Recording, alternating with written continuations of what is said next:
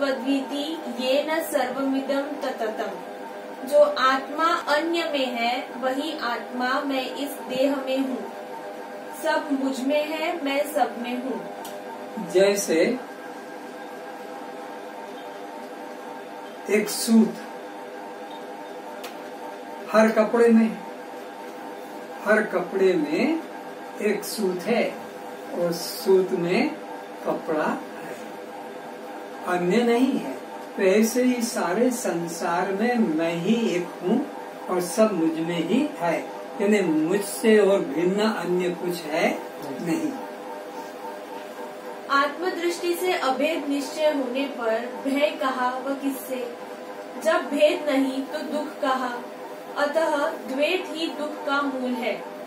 तो अभी यहाँ क्या समझना है कि जब तुम्हें आत्मा का बोध हो गया, अद्वैत तत्व का बोध हो गया, तो अब तुम्हारे लिए न स्वर्ग है न नरक है, न कोई पुण्य है न पाप है, न शुभ है न अशुभ है। जब एक अद्वैत सत्ता का बोध हो गया कि उसके अलावा यहाँ कुछ भी नहीं है, तो फिर अब तुम्हारे को न जन्म मरण है, न 84 का चक्कर है, न तुम्हारा कोई बंध है, न तुम्हें कोई मुक्ति, तुम सदा मुक्त हो।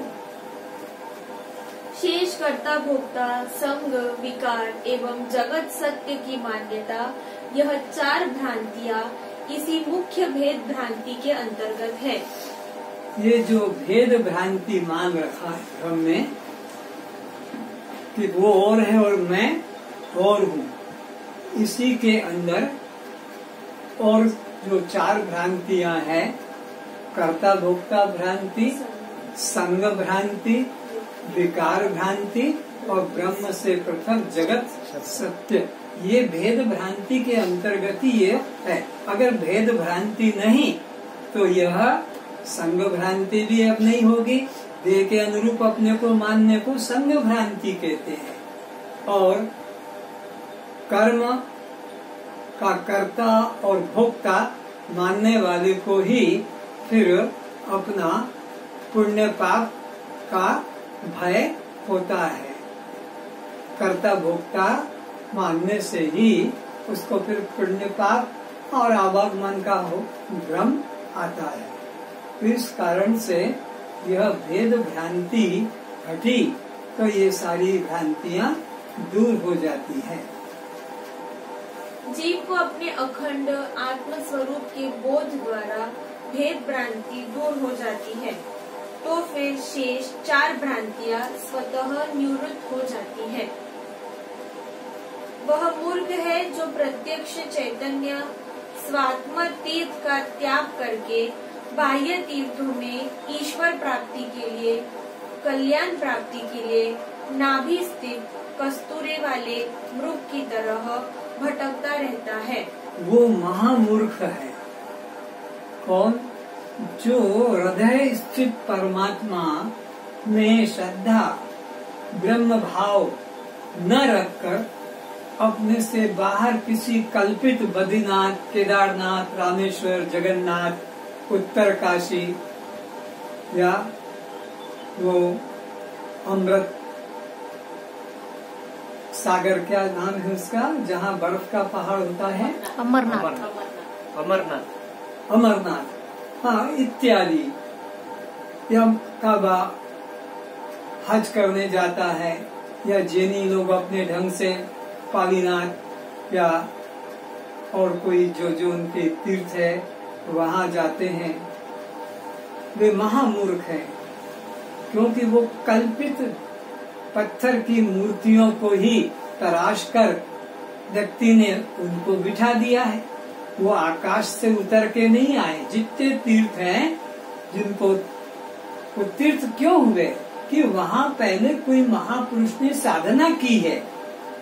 वो सिद्ध महात्मा ने जब शरीर छोड़ दिया तो उसका वहाँ पर वो स्मृति के रूप में एक मकबरा बना दिया। जब कोई मर जाता है तो उसकी एक समाधि बना दी जाती है। तो वो समाधि स्थल है, वहाँ पर उन्होंने साधना की थी और वहाँ वो तो रहे नहीं और वो पत्थर कुछ बोलते नहीं, तुम्हारी जैसी मनोभावना पूजा पाठ वहाँ हो रहा है। तो जिसने ये आत्म तीर्थ का त्याग करके बाह्य तीर्थों का सेवन किया है वो कैसा मूर्ख है। हाथ में रखे बहुमूल्य हीरे को फेंक कर और कांच को पकड़ने के लिए दौड़ता है। अरे वो चैतन्य परमात्मा तो यहाँ बैठा है और ये मूर्ख बाहर के उन मुर्दों के अंदर या उन पत्थरों के अंदर शिव को ढूंढ रहे हैं, जबकि शिव स्वरूप परमात्मा अपने हृदय में विद्यमान है और मूर्ख व्यक्ति उन्हें बाहर खोज रहा है। कैसे? जैसे वो कस्तूरी वाला मृग कस्तूरी अंदर होते हुए बाहर घास पत्तों में मिट्टी में खोजता है।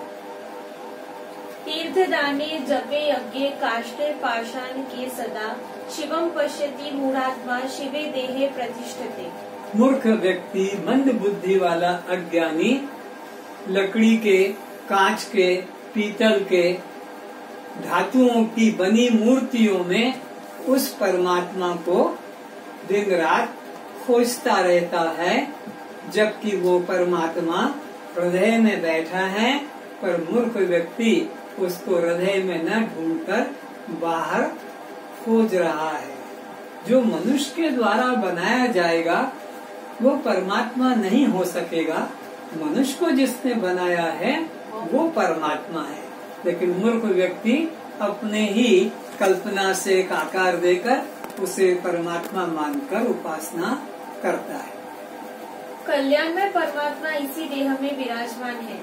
उसे न जानने वाला मूर्ख तीर्थ, दान, जप, यज्ञ, काष्ठ, धातु और पाषाण निर्मित कल्पित मूर्तियों में ही परमात्मा को खोजा करता है। ज्ञानी जन तो परमात्मा का साक्षात्कार अपनी ही आत्मा के रूप में करते हैं कि वह परमात्मा मैं हूँ, प्रतिमाओं में कभी नहीं। तो ज्ञानी का लक्षण अज्ञानी से भिन्न है। अज्ञानी तो इन पाषाण, धातु और काष्ठ की मूर्तियों में या कोई गंगा, यमुना आदि स्थानों में परमात्मा को खोजता रहता है। पर जो ज्ञानी है वो कभी भी इन मुर्दा घाट पर नहीं जाता। मुर्दाओं के घाट है ये, वहाँ पर नहीं जाता है। वो अपने हृदय में ही उस चैतन्य परमात्मा का अनुभव करता है। ये ज्ञानी की पहचान है कि वो तुमको बाहर के तीर्थ मंदिरों में भटकते हुए नहीं मिलेंगे।